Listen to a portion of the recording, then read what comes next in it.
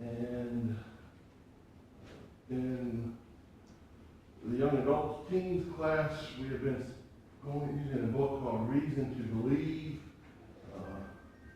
by Eric Lyons and Kyle Butt that gives reasons to believe, for example, that there's a God, the Bible is from God, and that Jesus Christ is the Son of God. We're currently looking at, and the Bible is from God. We are looking at, right now, the prophetic nature. And I'm glad to see three young men walk in, because it's been embarrassing that they wouldn't cover something from there, and none of my young men are here, and, none of the class. But there they are. So we have been looking at a couple from the book, and then we looked at the prophecy of the fall of Tyre, the city in Phoenicia on the Mediterranean Sea. It was prophesied to fall and never to be rebuilt. Then we've been looking at the fall of the Babylonian Empire, especially with regard to its destruction, conquest by the Medes and the Persians, and by the man by the name of Cyrus, who would allow the Jews that had been carried away into Babylonian captivity to go back to Jerusalem and rebuild Jerusalem and the temple. So I'm doing one this morning, though, that is not in the book. I picked one. The reason we're so slow on this is a small book, because I pull things out. I pull things out from other places as well, add things. We're going to be looking at Daniel chapter 8. Now this is a chapter in another book put out in the Apologetics Press called the Bible from God. And this is the chapter, there's a chapter there in that deals with, not found in the Reason to Believe book. So, Daniel chapter 8. Allow me to read the first 14 verses of this. In the third year of the reign of King Belshazzar, a vision appeared unto me, even unto me Daniel, after that which appeared unto me at the first. And I saw in a vision, and it came to pass, when I saw that I was at Shushan the palace, which is in the province of Elam, and I saw a vision, I was by the river Eli. Then I lifted up mine eyes and saw, and behold, there stood before the river a ram, which had two horns, and the two horns were high. The one was higher than the other, and the higher came up last. I saw the ram pushing westward and northward and southward, so that no beast might stand before him. Neither was there any that could deliver out of his hand, but he did all according to his will and became great. And as I was considering, behold, a he-goat came from the westmost face of the whole earth and touched not the ground. And the goat had a notable horn between his eyes. And he came to the ram that had two horns, which I had seen standing before the river, and ran into him in the fury of his power. And I saw him come close unto the ram, and he was moved with choler against him, and smote the man and brake his two horns. And there was no power in the ram to stand before him, but he cast him down the ground and stamped upon him. And there was none that could deliver the ram out of his hand. Therefore the he-goat waxed very great, and when he was strong, the great horn was broken, and for it came up four notable ones toward the four winds of heaven. And out of one of them came forth a little horn, which waxed exceeding great toward the south, and toward the east, and toward the pleasant land. And it waxed great even to the host of heaven, and it cast down some of the hosts, and of the stars to the ground, and stamped upon them. Yea, he magnified himself even to the prince of the host. And by him the daily sacrifice was taken away, and the place of the sanctuary was cast down. And a host was given him against the daily sacrifice by reason of transgression, and it cast down the truth to the ground, and it practiced and prospered. Then I heard one saint speaking, and another saint said unto that certain saint which spake, How long shall it be the vision concerning the daily sacrifice, and the transgression and desolation against both the sanctuary and the host to be trodden underfoot? And he said unto me, unto 2,300 days, then shall the sanctuary be clean. Okay. So this is spoken to Daniel. A vision appeared unto Daniel. Who was Daniel? He was a prophet. What do we know a little bit more about Daniel? And the lion's den. He was cast in the lion's den. Actually, that occurs after this vision. What else do we know about Daniel? He was young. What? He was young with his. He was not actually in the other. His three friends were. He was taken captivity, and they got all made into eunuchs, and he refused. He begged them to let him eat the Lord's food and not king's food. Okay. So we didn't pull out a little bit, so let's go ahead and summarize everything. That was correct. He was carried away along with others, especially some of the younger men of Judah. And here's the first siege, the first conquest, the first captivity, we might say, which was around 606 BC. Carried away to Babylon. It was there. They were brought into the king's court. They would be servants, soothsayers, magicians. They had this court, servants and the like. And so these men were being prepared for the king's court. It was said this was the time when they wanted to eat the foods of the king, which in all likelihood contain things that the Jews should not have eaten, the Hebrews should not have eaten. And so they put this test, allow us to eat this, all the food we want to eat, which is simple food, and if we look worse, after a week we will eat the king's food. And of course it turned out they will look better. He was also, later in life, and one of the last things we know is he was cast in the lion's den. We also know that he was the interpreter of whose dream? The king. And who was that king's name? Not Belshazzar. Nebuchadnezzar. Nebuchadnezzar. Isn't that right, Cameron? That's right. Nebuchadnezzar. No, so that was the image of the great. That was the image of that great image. Gold, silver, bronze, or brass, and clay and iron. And what did that image represent? The various kingdoms. Let's use the word kingdoms or empires that would come into existence. And what was the first one, of course? Nebuchadnezzar. And that was the what empire? What kingdom? The Babylonian, that's right. Because you are that head. So the starting point. And of course, in the next one, we go through history, would be the Medes and the Persians, then the Greeks, and then the Romans. And it was at that time with the Roman Empire, the Fourth Empire, what would appear? Source of abomination. No, you're looking at that a little bit.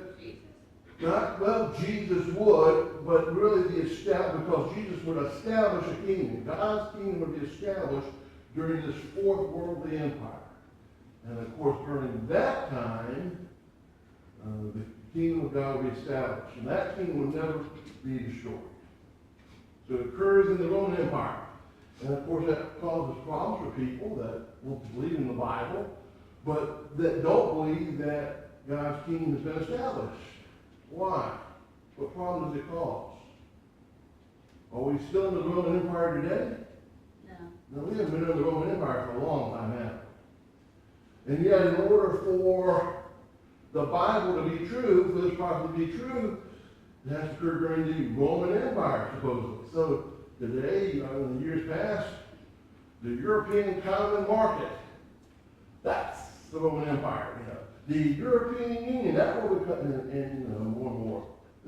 The simple thing is God's kingdom was established in the first century AD upon the Roman Empire, which was the fourth empire of the vision.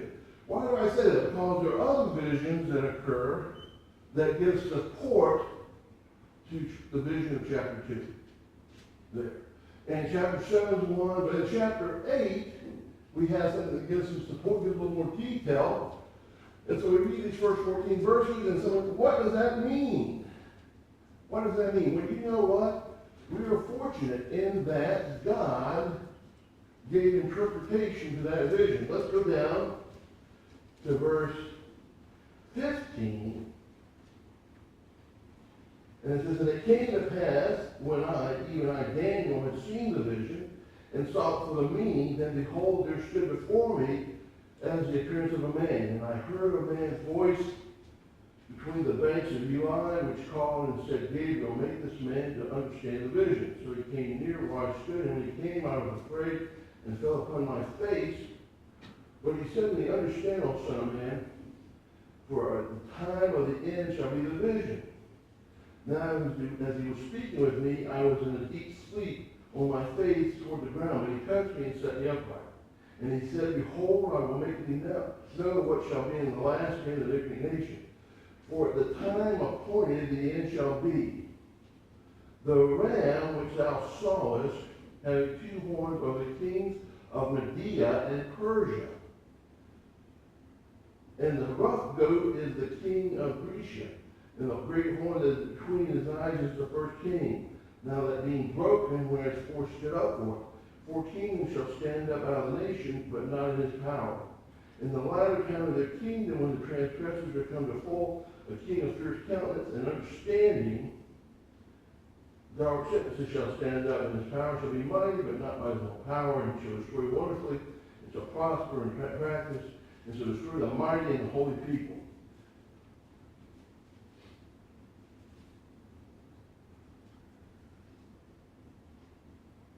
And through the policy also he shall cause craft to prosper in his hand, and he shall magnify himself in his heart, and by peace shall destroy many. His hands he will also stand up against the prince of princes, but he shall be broken without hand.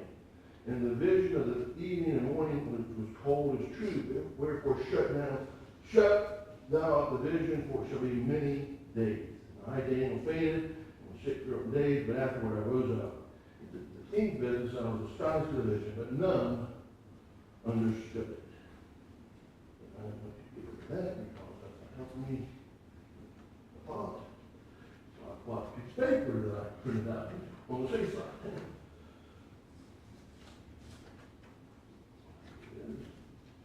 Okay.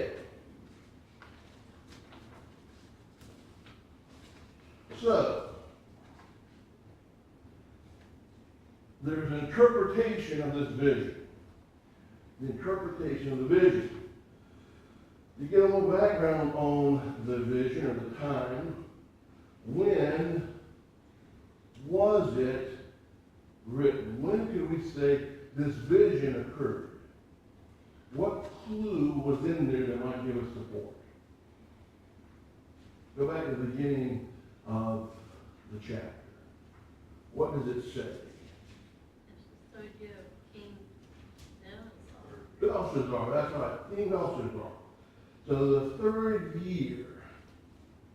And so if we have some means, some idea of when King Belshazzar reigned,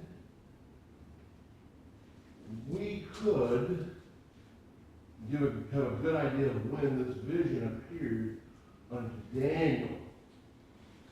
If we look at secular history, it would have been around 550 BC. How do we come by that? Well, for many, many years, and I say many, I'm talking about thousands of years. Over 1,000 years, maybe 1,500, 1,700 years. It was generally thought that the last king of the Babylonian Empire was a man by the name of Nabonidus. And I mispronounce it. I'll spell it Nabonidus. That was generally thought to be the last king. In fact, critics of the book of Daniel, one of the claims was that there was no such person as Belshazzar. That this was just a made-up thing. But then later, writings were found authentic writings that found that there was a man by the name of Belshazzar, that his father was Nabonidus, and what happened is that Belshazzar served as a co-regent. What does that mean when I say co-regent? He ruled a certain part of the kingdom. Basically, it's more of a partnership rule, you would say. There were two kings at the same time. Generally, it might be the father and the son, usually. What it appears happened is Nabonidus decided to go off. I can't remember exactly where he was going off, but he went off, and so when he did that, he left Belshazzar in charge of the king. And generally, Nabonidus was thought to have been started his reign in 553 BC, and that this writing saying that it was in the third year of his reign that he entrusted the kingdom to Belshazzar. So 553 BC, give or take 3 years, somewhere 550, 549, depending on how you count it.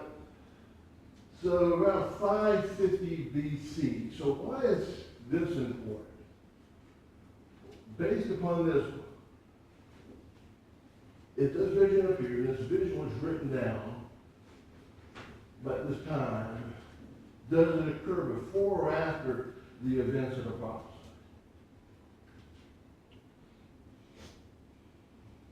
If this was written around 550 BC, and the prophecy written in Daniel chapter 8, 1 through 14, does this writing occur before or after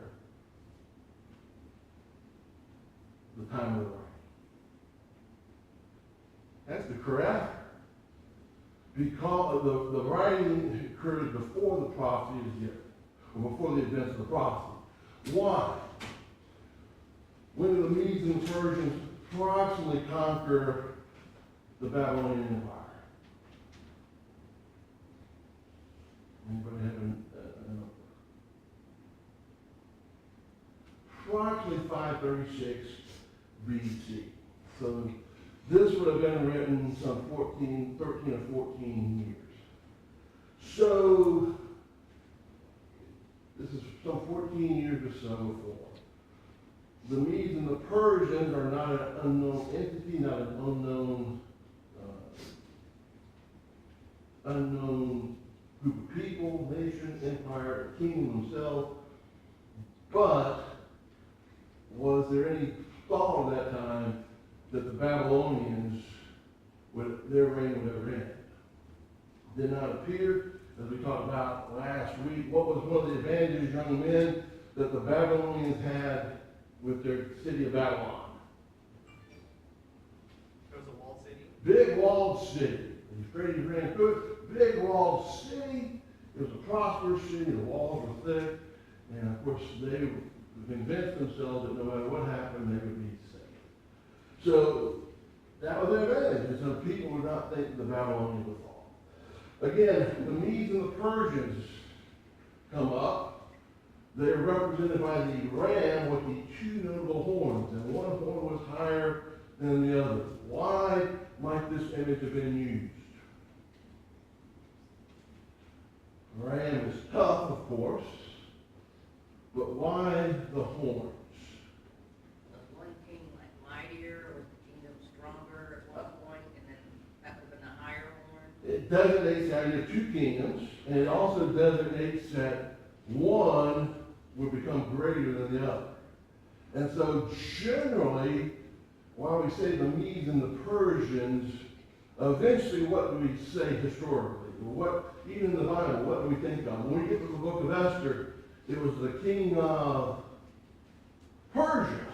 Persia became the prominent of the two.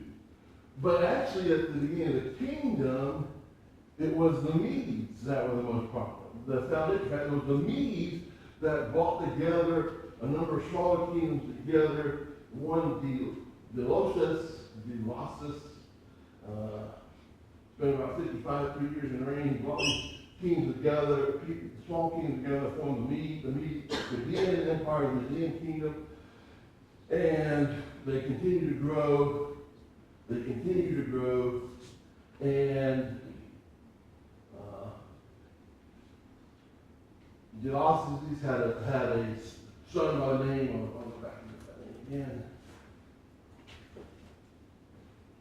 Cyaxares, and then he was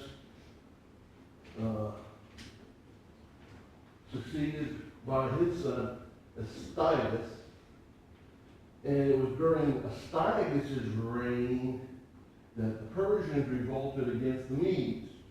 And the writing of Herodotus, his ancient historian, the Greek historian, wrote about one of Astyages marrying his daughter to a Persian by the name of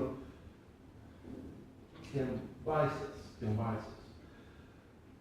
This was the quote about this man Cambyses. He was a Persian, a man he knew to be of good family and quiet habits, though he considered himself much below a Mede, even of middle rank. So here's a man, a Persian, who appeared to be a good man, solid man, and yet the king, the Median king, considered him lesser than what we would say a middle-class Mede. So that shows you the way the Medes sort of look down upon the Persians. But again, as the Persians grew, they went straight and they were able to revolt against the Medes. And by the time of the Babylonian captivity, Cyrus the Great, who was a Persian and who had led the army, defeated the army of Astyages, was the ruler on the throne of it. So his name comes up in Isaiah chapter 44, Isaiah chapter 45. He is the one who will release the Jews back to Jerusalem and to Judah.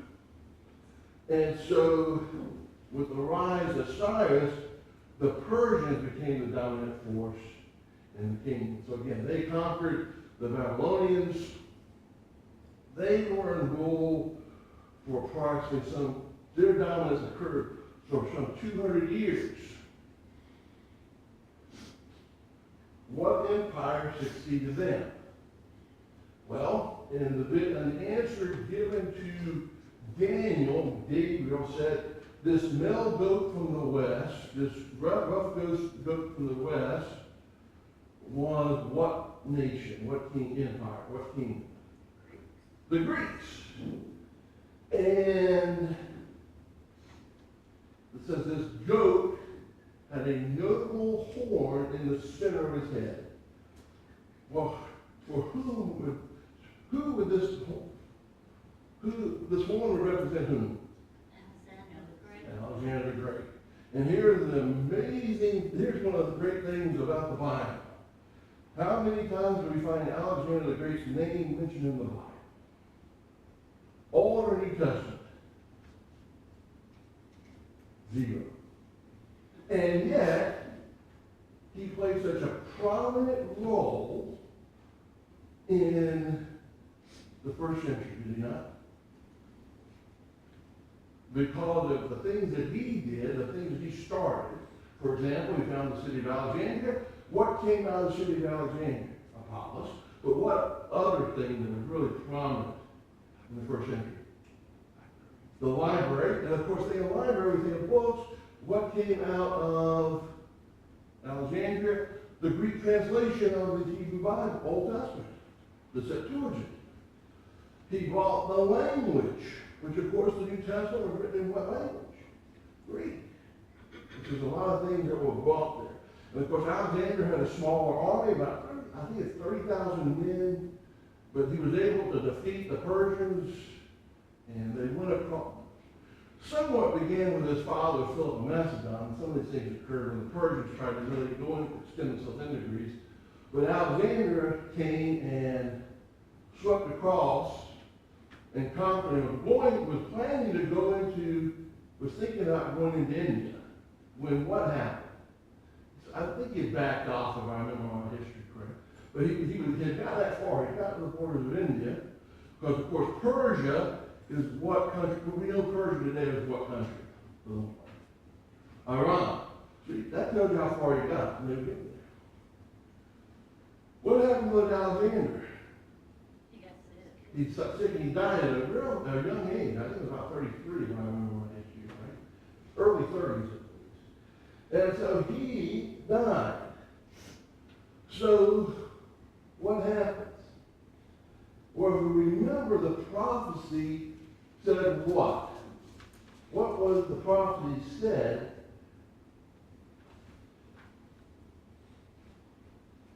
Therefore, the he that waxed very great and was strong, the great one was broken. And for it came up, for out of it came up four notable ones toward the four winds of heaven. So what does that mean? Well, we go back to the later part of the chapter.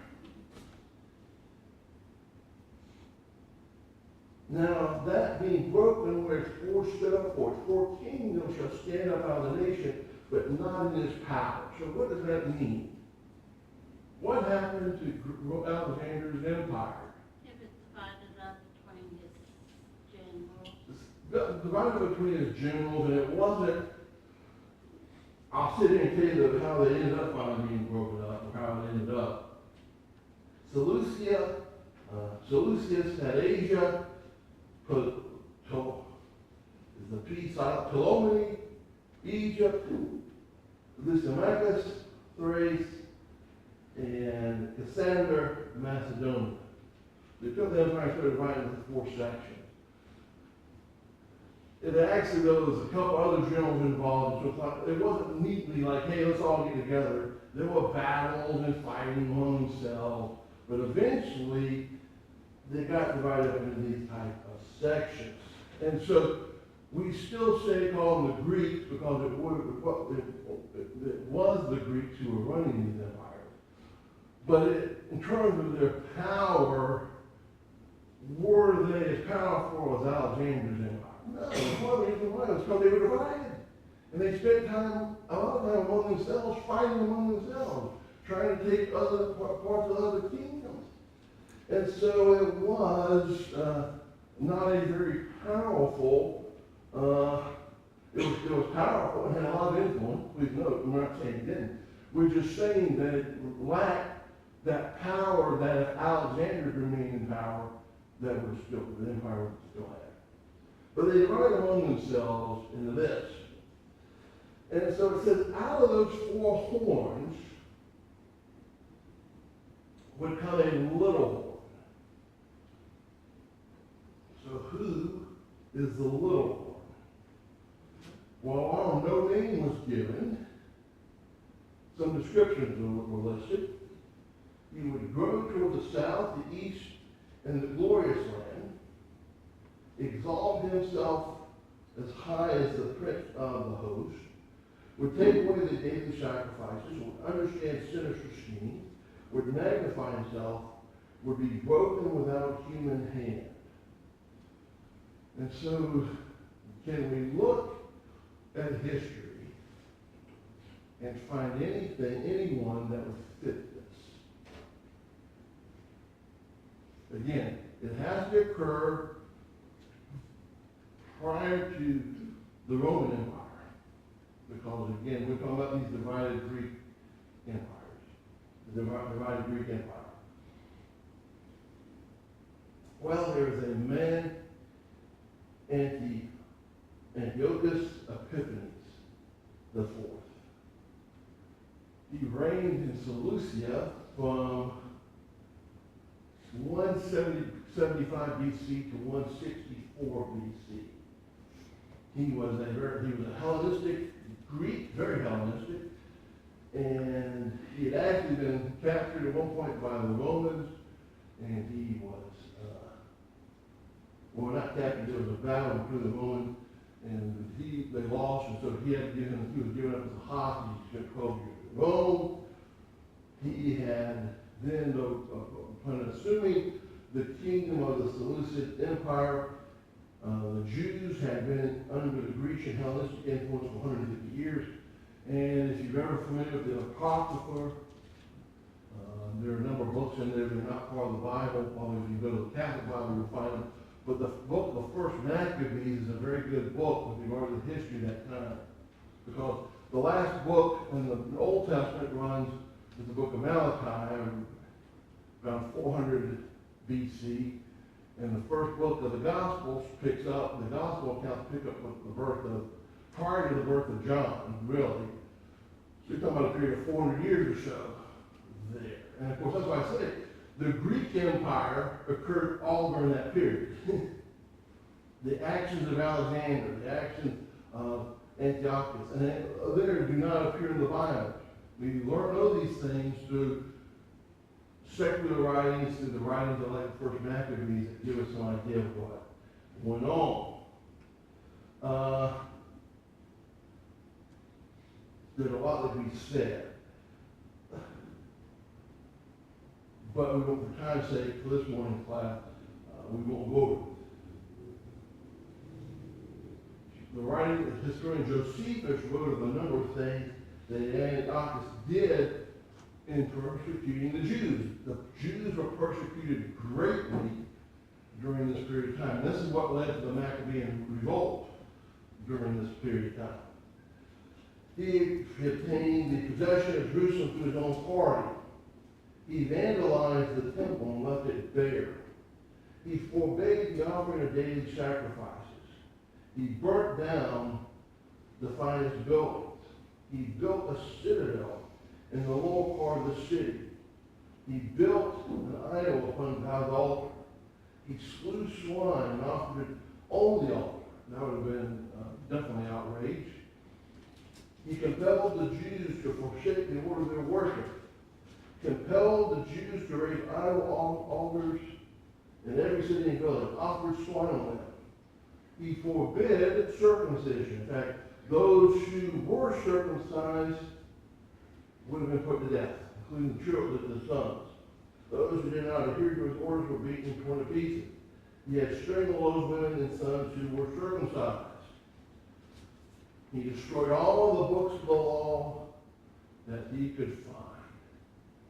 And so this was a man who called himself great, Epiphanes, manifestation of God, and then he added to it there. And he did persecute the Jews greatly. Persecuted them so much. Even though it was a short period of time. One of the things that was said, though, about him, remember, was that he would be broken without a human hand. So how did he die? He did not get killed in battle. He did not get assassinated by some of his officers or by someone seeking his own. He fell from a chariot, returned from Persia, and after he fell, his body began to break out ulcers, and then he became delirious, and he died. Very somewhat similar to the death of Herod in Acts chapter 12. But he did not die by human hand. He died, we would say today, natural causes of disease or things like that. So the last couple minutes, and we'll pick up, we'll talk a little more of this in the class next week. Young men that are here this morning, we'll talk a little, go into a little more detail, go back over it. So, Daniel receives this in 550 BC. Based upon his writing, his vision. The latter part of his vision does not come to fruition until 164 BC at last, on his death, Antiochus' death. So you're talking about 400 years. So if I can predict something that would occur 400 years, so let's go back to 1621. Around 1620, go to that 1619, James, somewhere down there, someone writes this, in the year 2024, there will be a country called the United States of America, and they will have a president by the name of Donald Trump. And if someone pulled out this letter and said this was written in 1620 or 1619, 1621, what would we think about that letter writer? Well, two things. First of all, since it was authentic, we would say what? That man had to be inspired, did he not? Supernatural ability had to be attributed to him. Because first of all, there was no United States of America at the time. There was no such thing as a president. And there was no such thing, there was no such lineage in the United States of the Americas of a man by the name of Donald Trump. That's 400 years. So Daniel can sit here and write these things that don't come into fruition, the final part of it into fruition some 400 years later. What would that say about Daniel? He was a prophet inspired by God. Or if someone said, I don't believe in the supernatural, what are they going to say? That's crazy. But crazy people don't get everything right. Like that. What could be said? What might some people say? A seer, but again, there's inspiration. Critics would say that this was actually written after the fact. This is not prophecy. This is really history. And that's why many a time the historical accounts come out. The critics will claim that. So when we talk about Cyrus in Isaiah 44 and Isaiah 45, the idea was that actually that was not written around 725 BC, in the 8th century BC. It was written after the fact. So 200 years later. Why? Because they don't believe in the supernatural. So what things could be shown that this was prophetic, or that Daniel was legitimate? The main one I would say is the name Belshazzar. The use of the name Belshazzar. If we said that for 1,500, 2,000 years, people said Nabonidus was the last king of Babylon, and this was a figment of the imagination. And the reason people believe that is because they couldn't find any proof for it. How then did people even find no proof of it 400 years later, after the fact? The Babylonians, when they got destroyed, they got destroyed. And it took archaeological digs to find the Babylonian library and the archives to show that it was a Belshazzar. But how would Daniel, someone writing this in 150 BC, have been able to access that? Didn't have the internet, didn't have access to that. The person writing this had to know it. That name, like I said, Daniel just made it up. But he didn't make it up. It was an actual fact. Well, how do you know that? Another example for this. The Hittites, how many times people say the Hittites are just a made-up people? And yet, what do we find? The Hittites weren't actual people. That's the main thing. Josephus gives support that that Daniel was part of the writings prior to the Greeks taking rule. Daniel, there are a number of partial writings found in the Dead Sea Scrolls collection, which was prior to the birth of John and the birth of Jesus, which says what? Well, those people had great consideration of Daniel's writings, that they were willing to copy them and put them in these places. But again, that's the argument. The argument is this prophecy, but if it occurred, Daniel wrote in 550 the things that occurred, it is prophecy, supernatural prophecy. The argument then is, well, it had to be written as history because after the fact. But what things were in contrary? Like I said, one of the great things is the name Belshazzar, that it was hidden for so many years.